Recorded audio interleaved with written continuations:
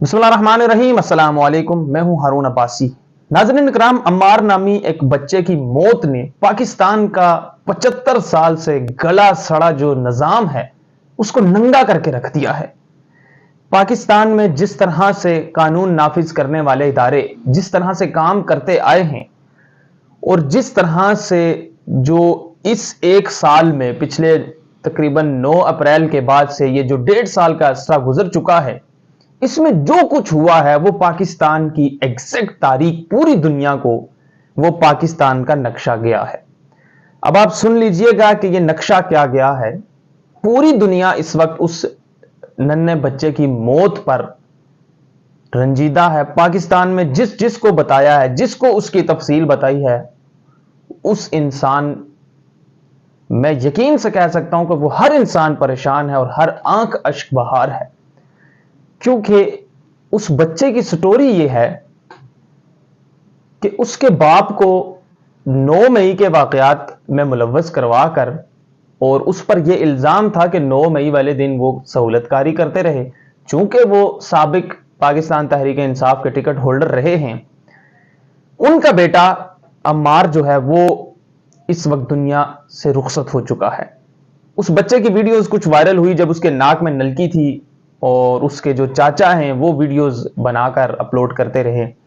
और उसकी फैमिली ने एक स्टोरी बताई है और एक स्टोरी जो है पंजाब के जो मेडिकल बोर्ड है वो बता रहा है और एक स्टोरी जो है वो पुलिस वाले बता रहे हैं। अब जो पुलिस वाले हैं और जो ये सारा सिस्टम कंट्रोल कर रहे हैं, जिनके जेरे निगरानी ये गिरफ्तारियां हुई हैं, अब पुलिस वालों में भी, अब पंजाब पुलिस की बात की जाए तो पंजाब पुलिस से आप पूछें तो पंजाब पुलिस तो कहेगी हमें तो पता ही नहीं है जी, हमने तो उनको गिरफ्तार ही नहीं किया, हमारे पास तो वो है ही नहीं और हम तो इस बच्चे को उससे मिले ही नहीं है कभी। क्योंकि पाकिस्तान का सिस्टम यही है। यहां पर पिछले एक साल में जो कुछ हुआ है, आप किससे पूछेंगे? आप सुप्रीम कोर्ट चले जाएं, इस्लामाबाद हाई कोर्ट चले जाएं, लाहौर हाई कोर्ट चले जाएं, आईजी पंजाब से पूछ लें, पुलिस के किसी मुतलका ऑफिसर से पूछ लें, सब कहेंगे हमें तो कुछ नहीं पता, हमें तो पता ही नहीं है हो क्या रहा है। इन सब ने अपने हाथ खड़े किए हैं क्योंकि ये इससे बरी जिम्मा होना चाहते हैं। क्योंकि ये जो बेसिक चीजें हैं, अब देखें वो तहरीक इंसाफ का एक जो कारकुन था जिले शाह, उसको पुलिस वालों ने डंडों से मार के और उस पर तशद्दुद करके उसकी जान ले ली। ये एग्जांपल इसलिए मैं दे रहा हूं कि जब उसकी जान ले ली और जब वो फोत हो गया तो पुलिस वालों से जब पूछा, क्योंकि ये बहुत ज्यादा बिलो द बेल्ट है, कोई इसका जो है वो इतराफ कर ही नहीं सकता कि हमने इस तरह मार दिया इसको। सारी दुनिया ने देखा, पूरे पाकिस्तान ने देखा, लोगों ने अपनी आंखों से देखा है कि उसको पुलिस की गाड़ी में ले जाकर पुलिस वाले ले जाते हैं। कुछ वीडियोस भी वायरल हुई थी और उसको तशद्दुद का निशाना बनाया और जब बॉडी दी गई है तो उसके हाथों पर निशान थे और उसको तशद्दुद करके इन्होंने मारा है और वो बेचारा जान से ही चला गया क्योंकि वो ऑलरेडी अब नॉर्मल था। वो इतनी चीजों को, जो इतना दबाव बर्दाश्त ही नहीं कर सका, क्योंकि शायद एक आम इंसान होता तो वो अपने हवास पर काबू रखता, क्योंकि उसको उस तरह से मारा गया और बेदर्दी से मारा गया कि शायद ये तो वैसे ही पागल है, अब नॉर्मल है, इसका शायद इतना कोई तूफान खड़ा नहीं होगा, तो इसको इस तरह से मार के एक मैसेज देते हैं। और जो हुजूम था और जो लोग थे उनको मुश्तइल करने के लिए ये एक प्लानिंग थी। अब ये जानबूझ के की गई थी या इत्तफाकन हुई है, बज़ाहिरन ऐसा लगता है कि जिले शाह की जो मौत थी वो बाकायदा तौर पर, मुझे तो ऐसा लगता है कि बंद कमरों में वो कोई मीटिंग हुई होगी खास के इसको इस तरह मार देना है ताकि एक मैसेज चला जाए। और वहां पर पाकिस्तान में जो लोग हैं जो कि इमरान खान के साथ हैं या इस करप्ट सिस्टम के खिलाफ हैं, बेसिकली जो लोग हैं, इसको ये समझना बहुत ज्यादा जरूरी है कि ये लोग जो हैं, आपको मुख्तलिफ सिम से जो एक आवाज़ आ रही है जो कि पाकिस्तान की किसी भी पार्टी को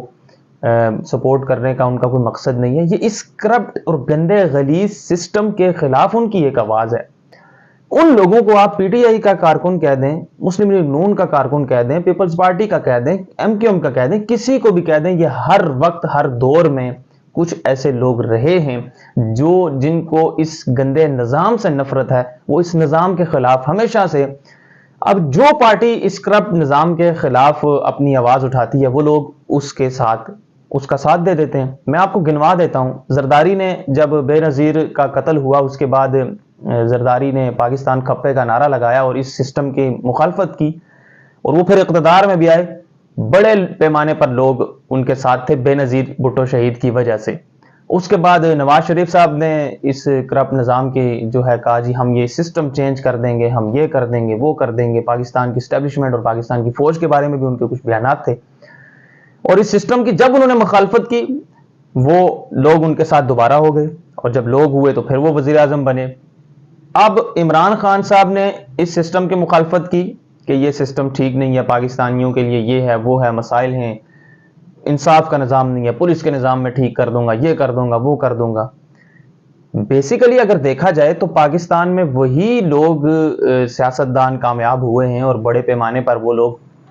اقتدار میں تین تہائی اکثریت لے کر پاکستان میں اقتدار کرتے رہے ہیں، چاہے عمران خان صاحب ہوں۔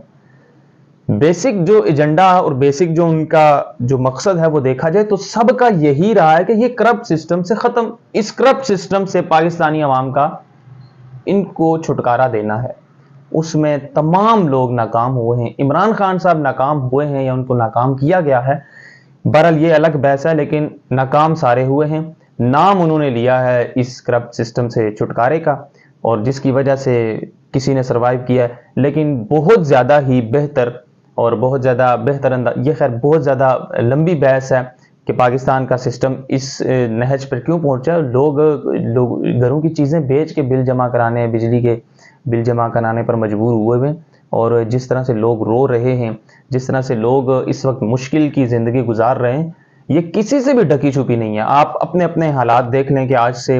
5 سال پہلے آپ کس پوزیشن پر تھے، آپ کس طرح سے جو ہے اپنے گھر کو سموتھلی آگے بڑھا رہے تھے۔ اس سے کسی قسم کا کوئی تعلق نہیں ہے کہ آپ کا کس جو ہے وہ کلاس سے تعلق ہے، آپ کس طرح کے لوگ ہیں، آپ کی آمدنی کتنی تھی، آپ کتنا کماتے تھے، کتنا لگاتے تھے، آپ کے ایکسپنس کیا تھے، اس سے کسی قسم کا کوئی فرق نہیں ہے۔ اس سسٹم نے اس ٹائم پر پاکستان کے ہر طبقے کو جو ہے وہ متاثر کیا ہے، اور وہ ہر لیول پر متاثر کیا ہے۔ بہرحال عمار کی جو موت ہے وہ اس پورے گندے سسٹم کو اس نے بری طرح سے ادھیڑ کر رکھ دیا ہے،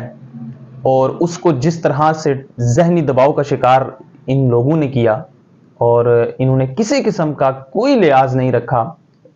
پچھلے 1.5 سال میں کس کا گھر پھلانگنا ہے، کس کی 4 دیواری کا تقدس پامال کرنا ہے، کس کے کپڑے نوچنے ہیں، اور کس خاتون کو گھسیٹنا ہے۔ یہ تمام ویڈیوز، تمام پکچرز، جتنی مثالیں دیں آپ کو سامنے ملیں گی، یہ سارے واقعات ہو گئے۔ میرا یہ سوال ہے، اور ایک عام انسان کا یہ سوال ہے کہ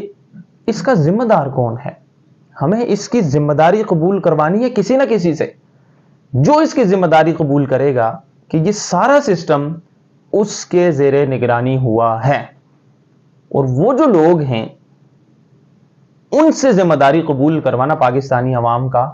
یہ فرض اور یہ حق ہے۔ کیونکہ دیکھیں سارے مسائل ہو گئے، آپ کی ریاست کون چلا رہا ہے، یہ سارا سلسلہ کون کر رہا ہے؟ اس بڑی تباہی میں ہر ادارے کا پاکستان میں، ہر جو پاکستان میں اس ملک کی اس ریاست کا جو پلر ہے اس کا اپنا باقاعدہ ایک رول ہے۔